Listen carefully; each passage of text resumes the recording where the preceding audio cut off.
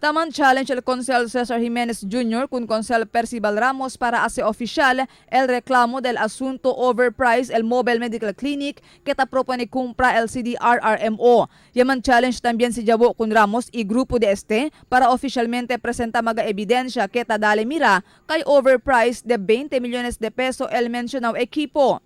Después cuántos tiempo ya discuti el issue del mobile clinic, tan expecten din natin na this yung privilege speech, presentale ebidensya. Kaya this year, on a one-on-one basis, presentale cuánto el cantidad tang claim le, comparando con el cosa paga el gobierno lokal. Pero no hay se puede hacer. Soldia aton preguntali, grabe dito akusasyon. Habla tu que más de 50% na presyo overprice. So, kung ese grabe akusasyon dito yung responsibilidad si dito yung presenta la ebidensya.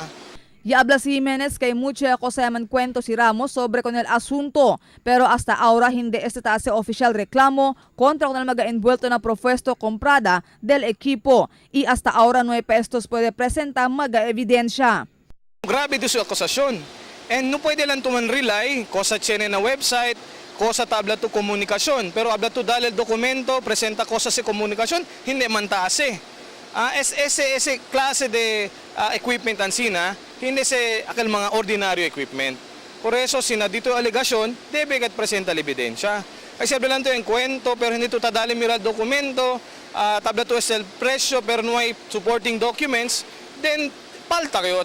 Durante la sesión del Consejo Local en antes aga, yaman privilege speech de Ramos acerca del mencionado asunto. Na speech de Ramos, ya insisti este kay caro de 20 millones de peso el mencionado equipo.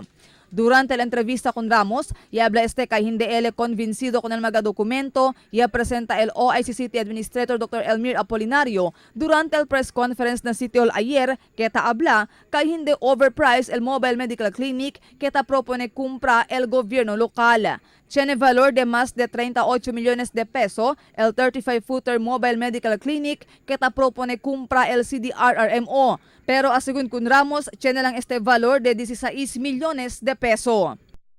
Tan base kita el cosa el dale PRLCT. Si habla tu, habla kay customize, si habla na we will still go back cosa na purchase request del city. Marifita Mayo, Dateline Zamboanga.